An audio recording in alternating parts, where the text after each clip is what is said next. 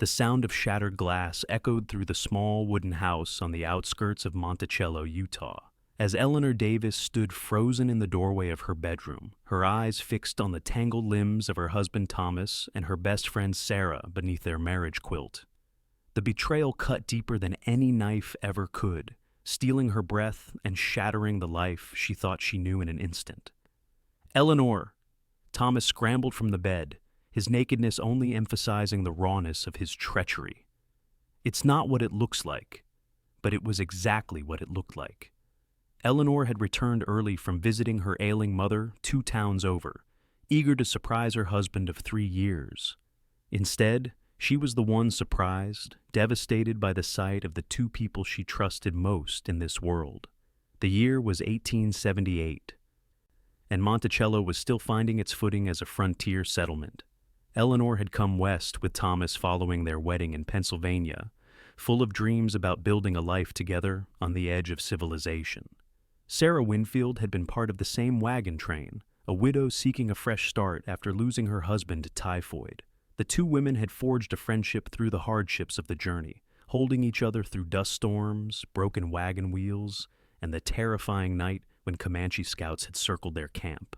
"How long?" Eleanor managed to ask, her voice barely above a whisper. Sarah, who had been her confidant, the shoulder she cried on when times were hard, couldn't even meet her eyes as she clutched the sheet to her chest. "Eleanor, please." "How long?" Eleanor repeated, each word like a stone dropping from her lips. Thomas reached for his trousers. "Ellie, you need to calm down." "Don't you dare tell me to calm down!" The words tore from her throat as she grabbed the water pitcher from the bedside table and hurled it at the wall, watching it explode in a spray of ceramic and water. "How long have you been betraying me? How many times have you lied to my face? How many times have I told you my secrets, Sarah, only for you to come here and—" She couldn't finish the sentence. 6 months, Sarah whispered, tears streaming down her face. "I'm so sorry." 6 months, half a year of deception. Eleanor thought of all the Sunday suppers, the church socials, the times Sarah had consoled her over Thomas's increasing coldness. All lies. "Get out," Eleanor said, her voice suddenly calm. "Both of you, get out of my house." "This is my house," Thomas countered, his face reddening. "My name's on the deed.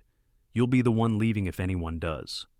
The truth of her situation crashed down on Eleanor like an avalanche.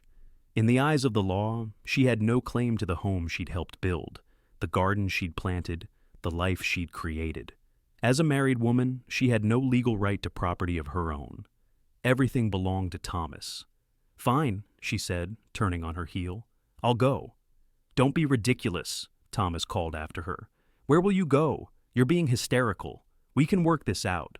Eleanor ignored him, moving through the small house with purpose, grabbing only what she knew was undeniably hers, her mother's silver hairbrush, the quilt her grandmother had made for her as a wedding gift, a small box containing her few pieces of jewelry, and the tin of money she kept hidden beneath a loose floorboard in the kitchen.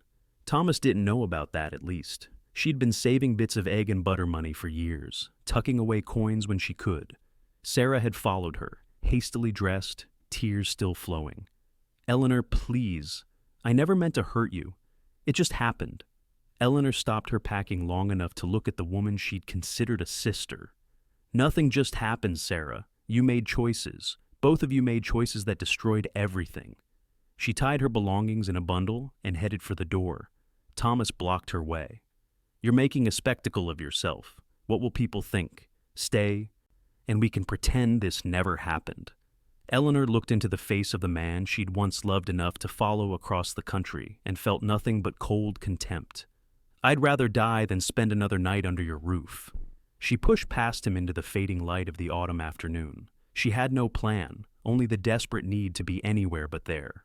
The small town of Monticello spread out before her, its handful of buildings clustered around the main street. Where could she go?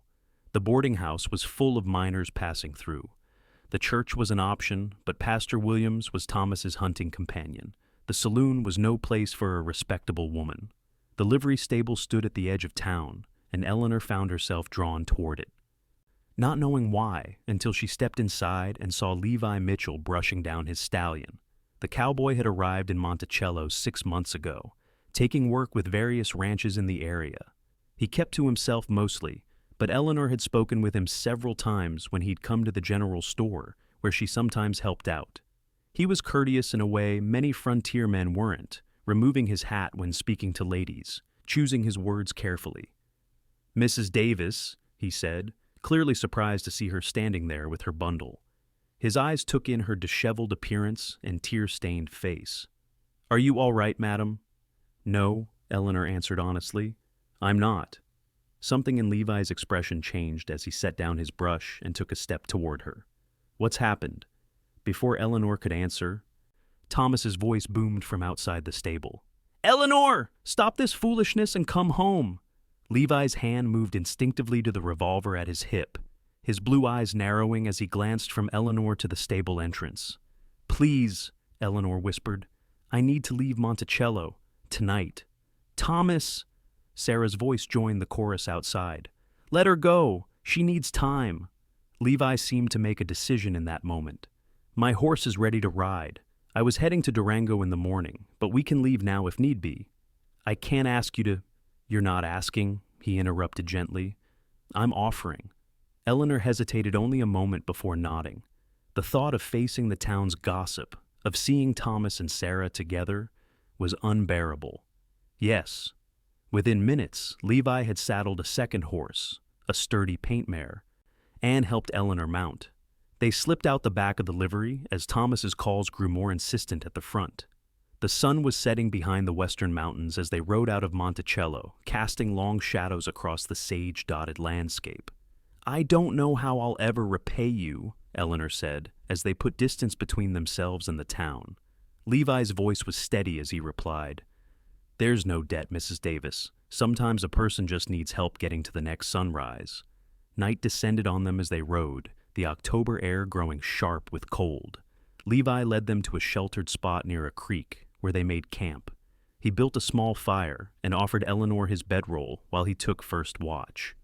"We should reach Durango in 2 days," he said, pouring her a cup of coffee from the pot he'd set at the edge of the fire. "I know people there who can help you find work if that's what you want." Eleanor clutched the tin cup, grateful for its warmth. "I don't know what I want, except to be far away from Monticello." Levi nodded, his face half illuminated by the dancing firelight. "Sometimes that's enough of a plan for now." Under the vast canopy of stars, with the gentle sounds of horses grazing nearby, Eleanor felt the first tendrils of freedom taking root. The pain was still there, raw and throbbing, but for the first time since walking into that bedroom, she took a full breath without feeling like she might shatter. "Thank you," she said simply. Levi tipped his hat. "Get some rest, Mrs. Davis. Tomorrow's a long ride." "Eleanor," she corrected him. "Just Eleanor now." The journey to Durango tested Eleanor's endurance. Having grown up in the relative comfort of Eastern civilization, she wasn't accustomed to long days in the saddle. By midday of their first full day of travel, her thighs burned and her back ached, but she refused to complain. Each mile between her and Monticello was another small victory. Levi proved to be a considerate traveling companion. He didn't press her for details about what had happened, though Eleanor was certain he had pieced together enough of the story. Instead, he pointed out landmarks, told her about the different plants they passed, and shared practical knowledge about surviving in the wilderness. "See those clouds building over the mountains?" he said late in the afternoon. "We need to find better shelter than I planned. Looks like a storm's coming." Sure enough, by early evening, the sky had darkened ominously.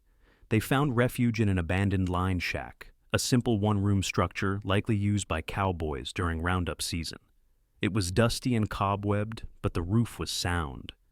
"It ain't the Palmer House in Chicago," Levi said with a hint of a smile as he lit a lantern, "but it'll keep us dry." The storm hit just after they had tended to the horses and brought their minimal supplies inside. Rain lashed at the small windows, and thunder shook the walls of the sturdy little building.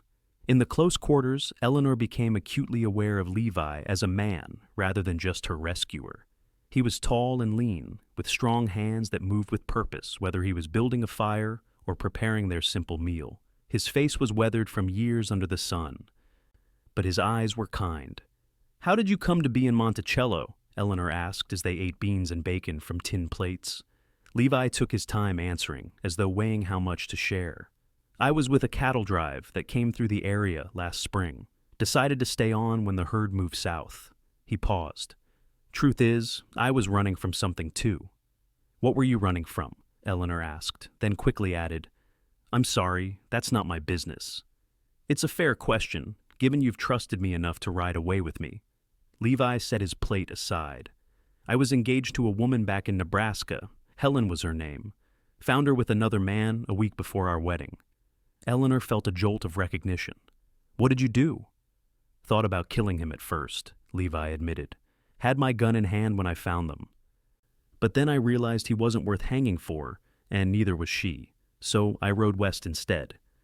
And now you've rescued another woman with a similar story, Eleanor said softly.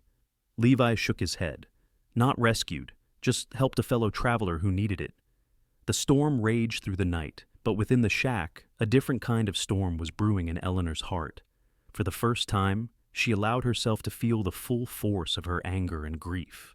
She wept silently as Levi slept across the room, curled into himself to give her what privacy he could in the small space. By morning, both the weather and Eleanor's tears had cleared. They continued toward Durango under a washed, clean sky, the landscape vibrant after the rain. Tell me about Durango, Eleanor requested as they rode side by side. What kind of work might I find there? It's growing fast because of the railroad, Levi explained. There's a hotel that might need help, or the general store. Depends on your skills. I can cook, sew, keep accounts, Eleanor listed. I helped at our store in Monticello sometimes, and before that, I taught school for a year back east. Levi looked impressed. A teacher? That's valuable out here. Durango's got enough families now that they've been talking about building a proper schoolhouse. The possibility sparked something in Eleanor a sense of purpose that had been missing even before Thomas's betrayal. She'd given up her teaching position to marry him, setting aside her own ambitions to support his dream of going west. I'd like that, she admitted. I love teaching. They reached Durango late the following afternoon.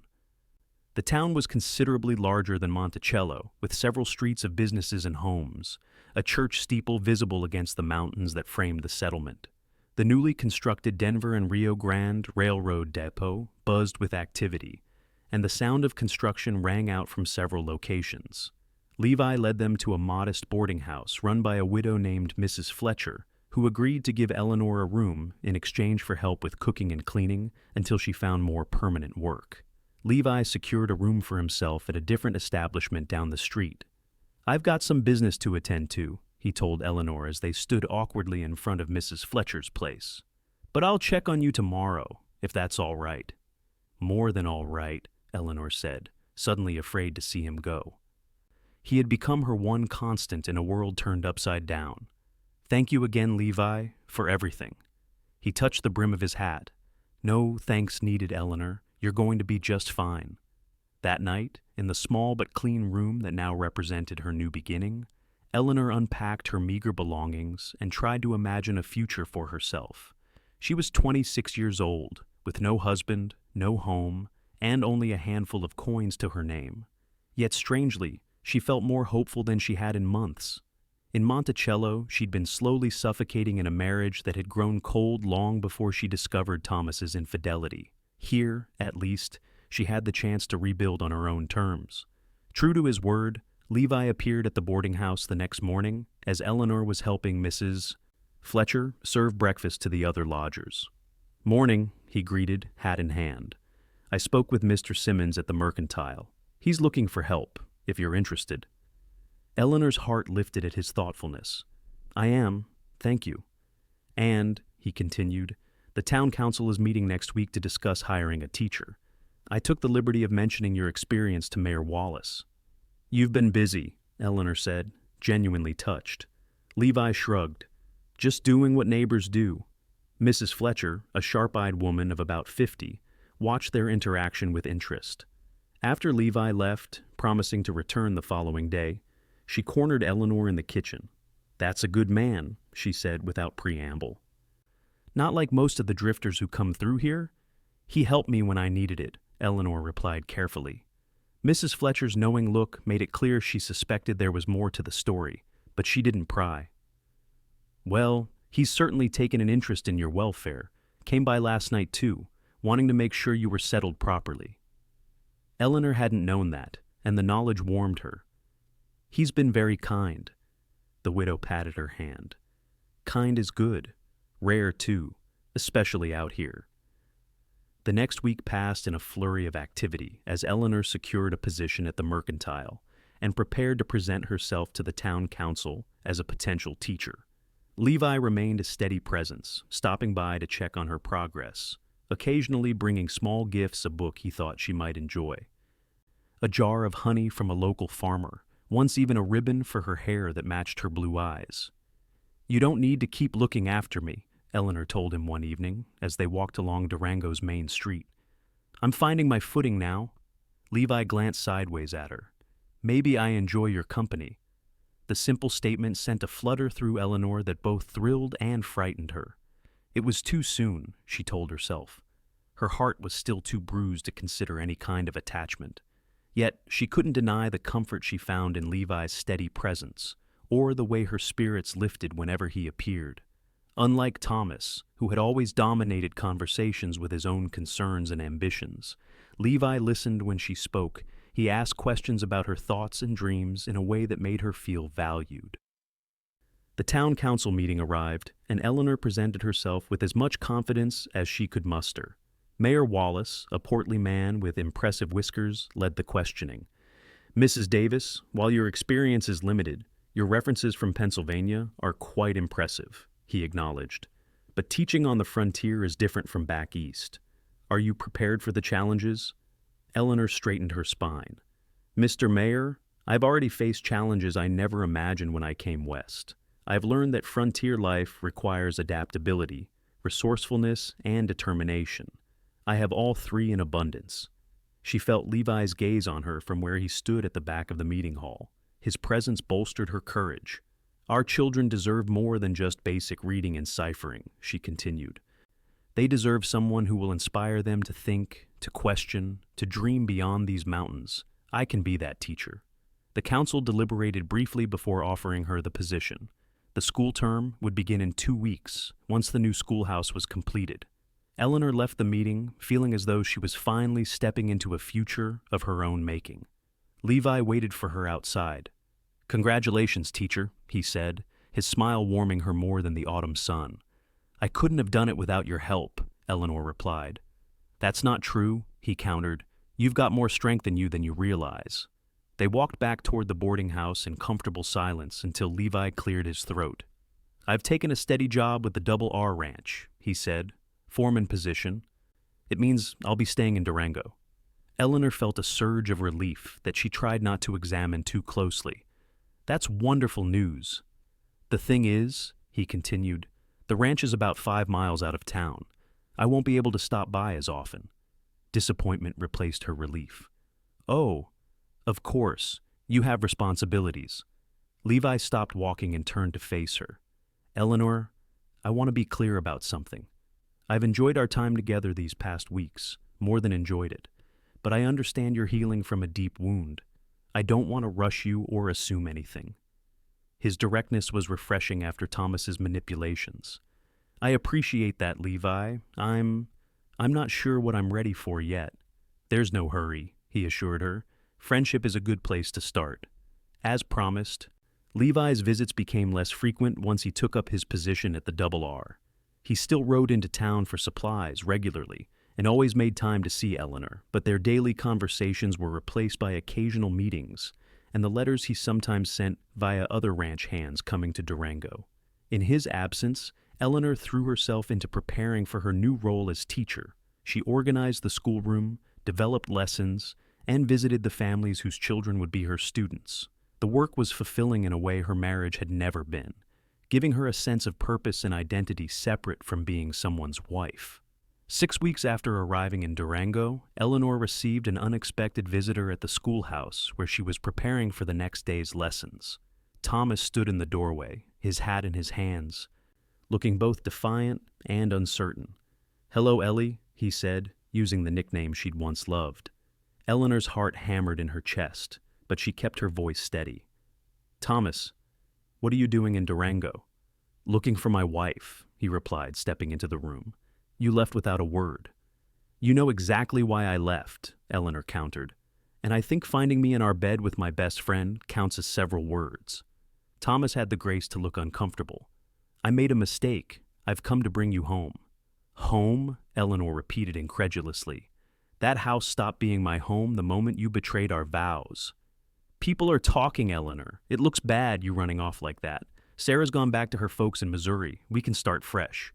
Eleanor studied the man she'd once pledged her life to. He was handsome still, with his dark hair and confident bearing. But now she could see the selfishness in his eyes, the way his concern centered entirely on appearances rather than her feelings. "No," she said simply. "I've made a new life here. I'm teaching again. I have friends, purpose." Thomas's expression darkened. "Friends? Like that cowboy you ran off with? People in Monticello are saying you were carrying on with him behind my back. That's why you made such a scene when you found me with Sarah." The accusation stung. "That's a lie and you know it. I met Levi Mitchell exactly twice before the day I found you in our bed." "Then why did you leave with him?" Thomas pressed, taking another step toward her. "What kind of woman runs off with a man she barely knows?" "A desperate one," Eleanor shot back. "A woman who had just lost everything and needed help." Thomas shook his head. "You're my wife, Eleanor. Legally, you still belong at home with me." The possessive words sent a chill through her. "I don't belong to anyone, Thomas." "The law says differently."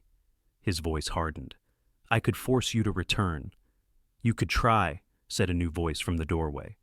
Levi stood there, his tall frame filling the entrance, eyes fixed on Thomas with unmistakable warning. Eleanor hadn't seen him enter, but relief washed over her at his presence. Thomas turned, sizing up the cowboy. "This is between me and my wife, stranger." "Name's Levi Mitchell," he replied evenly. "And I reckon if the lady doesn't want to talk to you, that makes it my business." "Levi," Eleanor said, moving toward him. "It's all right." Thomas sneered. "So the rumors are true. You've taken up with this cowhand." "Mrs. Davis is a respected teacher in this community," Levi said, his hand resting casually near his holster. "And you're causing a disturbance at her place of work. I suggest you state your piece and move on." Thomas looked from Levi to Eleanor, clearly weighing his options. "I came to offer you a chance to salvage your reputation, Ellie. Come back to Monticello with me, and all will be forgiven." Eleanor almost laughed at the audacity. "Forgiven? You're offering to forgive me?" "Pride is a sin," Thomas countered. "We've both made mistakes." "My mistake was marrying a man who couldn't keep his word," Eleanor replied. "I won't repeat it by going back to him. Goodbye, Thomas." For a moment, it seemed Thomas might argue further. But Levi's steady presence and the determination in Eleanor's eyes convinced him otherwise. "You'll regret this," he muttered as he pushed past Levi and out of the schoolhouse. When he was gone, Eleanor sank into her chair behind the teacher's desk, trembling with the aftermath of the confrontation. "Are you all right?" Levi asked, crossing to her side. "I will be," she assured him. "How did you know to come?" "I didn't," Levi admitted. "I rode into town to invite you to Sunday dinner at the ranch. Mrs. Fletcher told me you were here, and that a stranger asking after you had headed this way." Eleanor reached for his hand instinctively. "Thank you for coming." Levi's fingers closed around hers, warm and reassuring. "He won't bother you again. I'll make sure of it." "He has no power over me anymore," Eleanor said, realizing the truth of it as she spoke. "I'm not afraid of him." Levi's eyes softened with admiration. "You're the bravest woman I've ever known, Eleanor Davis." The school term began the following week, and Eleanor found herself too busy to dwell on Thomas's visit. Her days were filled with eager young minds, from the 6-year-old twins who struggled with their letters to the 15-year-old boy who secretly wrote poetry when he should have been doing his arithmetic. She loved every minute of it.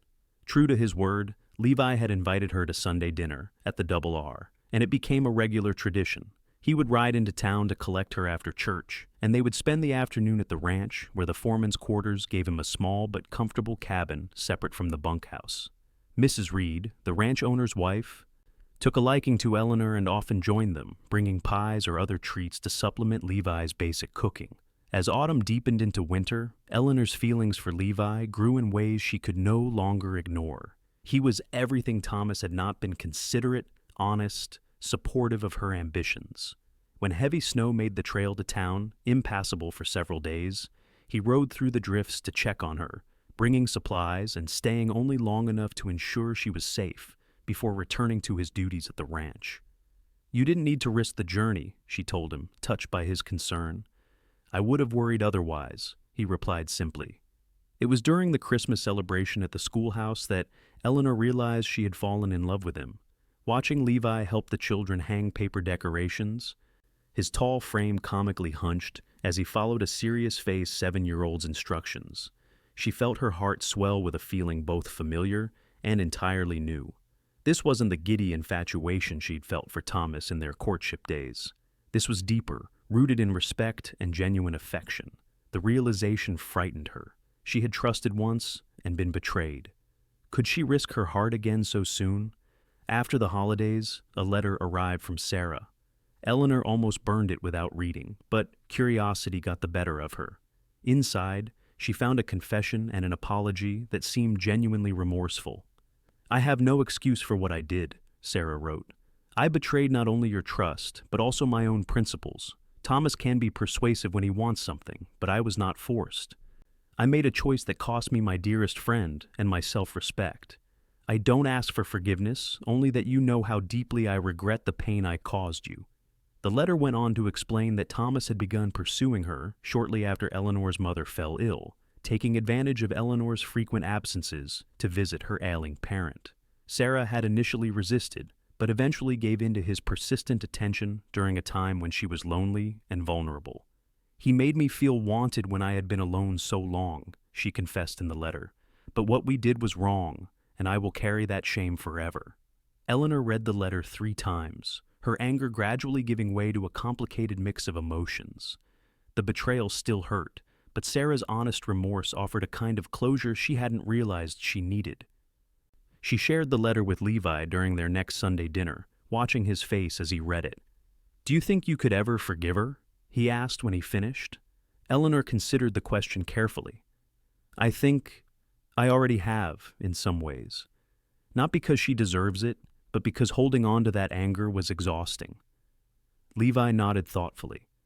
"Forgiveness is for yourself as much as for the other person." "Is that why you never sought revenge on the man Helen was with?" Eleanor asked. "Partly," Levi admitted, "but also because I realized something important after the initial rage passed. Helen wasn't the woman I thought she was. If she could betray me so easily, we wouldn't have had a happy life together anyway." "That's how I feel about Thomas now," Eleanor said. "I see him clearly for the first time, and I wonder how I could have been so blind." "Love has a way of clouding judgment," Levi replied. After a moment's hesitation, he added, "But it also has a way of bringing clarity when it's real." Their eyes met across the table, and in that moment, Eleanor knew they were no longer talking about the past. January brought harsh weather to Durango, with snowstorms that sometimes forced the school to close. During one particularly severe blizzard, Eleanor found herself stranded at the schoolhouse with several children whose parents couldn't make it through the snow to collect them. As darkness fell and the storm showed no signs of abating, she began to worry about how they would spend the night with limited supplies.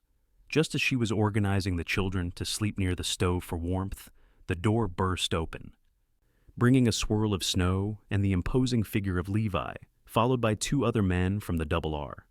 "Thought you might need some help," he said, stomping snow from his boots. The rescue party had brought blankets, food, and determined spirits. They helped Eleanor keep the children calm and comfortable through the night until the storm passed and parents could make their way through the snow-covered roads the next morning.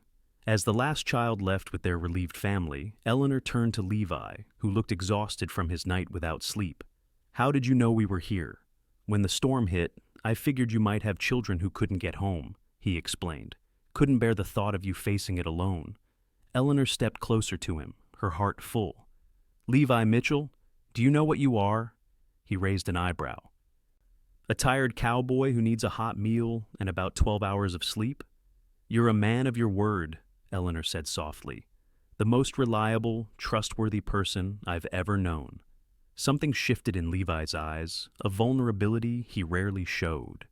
Eleanor, I need to say something that's been on my mind a while now. She waited, hardly daring to breathe. When I brought you to Durango, I never intended anything beyond helping someone who needed it, he began. But these months knowing you, seeing your strength, your kindness, the way you've rebuilt your life, I find myself thinking about you more than is probably proper. Eleanor's pulse quickened. I think about you too, she admitted. Levi took a tentative step closer. I know you've been hurt, and the last thing I want is to rush you, but I care for you, Eleanor. Deeply. I care for you too, she whispered. I'm not asking for anything right now, he assured her. Just wanted you to know where I stand. Eleanor studied his face, the honest eyes, the mouth that smiled so readily at her, the strong features that had become dear to her. In that moment, she made a decision. Levi, she said, reaching for his hand, I've spent the last several months healing from betrayal, learning to trust my own judgment again. And what I've discovered is that not all men are like Thomas. His fingers curled around hers. No, they're not. You've shown me what loyalty truly means, she continued, not with grand gestures or promises, but with consistent actions. Every day, in small ways, you've demonstrated what it means to be trustworthy. Eleanor, Levi murmured, his voice thick with emotion. She stepped closer still. I'm not afraid anymore. When their lips met, it felt like coming home to a place she'd never been before. His kiss was gentle at first, tentative, but deepened as she responded. In his arms, Eleanor found not just passion, but security, the profound comfort of being with someone who saw her clearly and valued what he saw. As winter gradually gave way to spring, Eleanor and Levi's relationship blossomed openly. They were a common sight in Durango on Saturdays, walking together through town, sharing meals at the hotel restaurant, or attending community gatherings side by side. Eleanor's students giggled about their teacher's beau, and the town's matrons nodded approvingly at the match. In April, nearly 6 months after her arrival in Durango, Eleanor received formal divorce papers from Thomas. Colorado territory, unlike many places, allowed divorce on grounds of adultery, with witness statements from neighbors in Monticello who had suspected the affair long before Eleanor discovered it. The process was surprisingly straightforward. I'm free, she told Levi, showing him the finalized documents. Legally, completely free. They were standing by the river that ran through the edge of town, enjoying the first truly warm day of the season. Wildflowers dotted the banks, and the melting snow had turned the water into a rushing torrent. How does it feel? Levi asked. Eleanor considered the question. Strange, liberating, a bit overwhelming. Levi took her hand. Eleanor, there's something I've been wanting to ask you, but I've been waiting for this day. Her heart skipped as he dropped to one knee on the riverbank, still holding her fingers in his. I know we haven't known each other that long in the grand scheme of things, he said, his voice steady despite the emotion in his eyes. But I've seen your heart in all seasons now, in grief, in healing, in joy. I love your strength, your compassion, your determination. I love the way you fight for your students, the way you see beauty in simple things, the person you are and the person you're becoming. Tears blurred Eleanor's vision as he continued. I can't promise life will always be easy. The frontier has a way of testing folks. But I can promise you this, my loyalty, my respect, my whole heart for as long as I live. He reached into his pocket and pulled out a simple gold band. Eleanor Davis, will you marry me? The answer rose to her lips without hesitation. Yes, Levi. Yes, I will. He slipped the ring onto her finger, a perfect fit, and rose to his feet to kiss her. Against her lips, he whispered, I've been carrying that ring since February. That long? She asked, surprised. Levi smiled. I knew my heart long before then. Just wanted to make sure you had time to know yours. They were married in June of 1879 in Durango's white wooden church, with wildflowers decorating every surface, and Eleanor's students singing a song they had secretly practiced for the occasion. Mrs. Fletcher wept openly in the front pew, while Mr. and Mrs. Reed beamed proudly from the other side of the aisle. The Double R had a small caretaker's house that had been sitting empty, and Mr. Reed offered it to them as a wedding gift of sorts. They could live there, rent-free, as long as Levi remained foreman. Eleanor would continue teaching, riding to town with Levi, on the days their schedules aligned, and making the journey alone when they didn't. As they danced at their wedding celebration in the town hall, Eleanor looked up at her new husband's face and marveled at the journey that had brought them together. "What are you thinking about, Mrs. Mitchell?" Levi asked, noting her thoughtful expression. The new name sent a thrill through her. "I was thinking about that day in Monticello, how it felt like the end of everything. I couldn't have imagined then that it was actually the beginning." Levi's arm tightened around her waist. "Sometimes the hardest endings lead to the best beginnings." "You showed me what real loyalty looks like," Eleanor said, resting her head against his chest as they swayed to the music. "Not with words, but with actions day after day." "And you showed me what courage looks like," he countered, "walking away from everything you knew to start over. That takes rare strength." Later that night, in the privacy of their new home, their love found physical expression that sealed their union in the most intimate way. Eleanor discovered that true passion grew from trust and respect, rather than mere physical attraction, and in Levi's tender care, she found healing for wounds she hadn't realized were still raw. The years that followed brought challenges and joys in equal measure. Their first child, a son they named William, arrived in the spring of 1880, followed by a daughter, Grace, 2 years later. Eleanor continued teaching until late in each pregnancy, returning to the schoolhouse once the babies were old enough to be left with a neighbor woman who watched several ranch children. In 1883, Mr. Reed decided to sell the Double R and move back east to be closer to his aging parents. He offered Levi the first opportunity to buy the ranch, at a price considerably below its value. "It's more than we have," Levi told Eleanor that night as they discussed the possibility. "But with a loan from the bank." "We should do it," Eleanor said without hesitation. "This is our chance, Levi, our own place, our own land." "It would mean more work, more risk," he cautioned. Eleanor smiled. "When has that ever stopped us before?" With careful planning and the reputation Levi had built in the community, they secured the financing to purchase the ranch. They renamed it the Loyalty Ranch, a private acknowledgement of the foundation of their relationship. Under their stewardship, the ranch prospered. They raised cattle and horses, eventually expanding their holdings as neighboring properties became available. Eleanor continued teaching until a third child, another boy they named Joseph, made the demands of managing both careers too difficult. She then focused on the ranch and children, though she never entirely gave up education. She taught their children and the children of their ranch hands at home, creating a small, informal school in a converted storage building. Thomas never returned to Durango, though they heard through occasional letters from acquaintances that he had remarried and moved to California. Sarah wrote once more, years later, to let Eleanor know she had found happiness with a widower in St. Louis, who had 3 young children in need of a mother. "I learned valuable lessons from my mistakes," she wrote. "I strive every day to be worthy of the second chance I've been given." Eleanor wrote back, a brief note of good wishes that represented the final closure of that chapter in her life.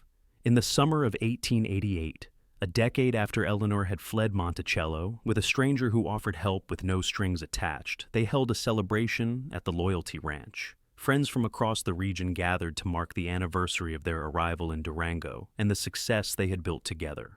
As twilight descended and lanterns were lit around the ranch yard, Levi found Eleanor standing alone on the porch, watching their 3 children play with the other youngsters. "Happy?" he asked, slipping his arm around her waist. Eleanor leaned into his embrace. "More than I ever thought possible." Levi kissed her temple. "You know, I've been thinking about that day we met you standing in the livery stable, looking like your whole world had fallen apart." "It had," Eleanor said softly.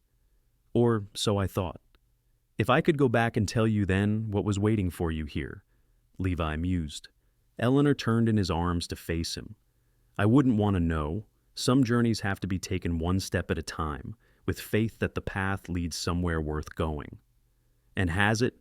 Levi asked, his eyes reflecting the golden light of the setting sun. "Been worth it?" Eleanor reached up to touch his face, still handsome after all these years, still the face that brought her comfort and joy each day. Every step, every moment, she assured him. You showed me what true loyalty means, Levi Mitchell, and in doing so, you gave me not just love, but a life beyond anything I could have dreamed. Their lips met in a kiss that held a decade of shared history, hardships overcome, joys celebrated, a love that had grown stronger with each passing season. Around them, their ranch thrived, their children laughed, and the future stretched before them, full of promise. Come on, Levi said when they finally broke apart. They're about to start the dancing, and I believe you promised me the first one, Mrs. Mitchell. And the last, Eleanor reminded him with a smile, and all the important ones in between. Hand in hand, they walked back to join their friends and family, two people who had found in each other not just passion or companionship, but the rarest gift of all, a love built on unwavering loyalty, mutual respect, and the courage to begin again when life demanded it. As they stepped into the circle of dancers, Eleanor caught her reflection in the window of their home and barely recognized the confident, joyful woman looking back at her.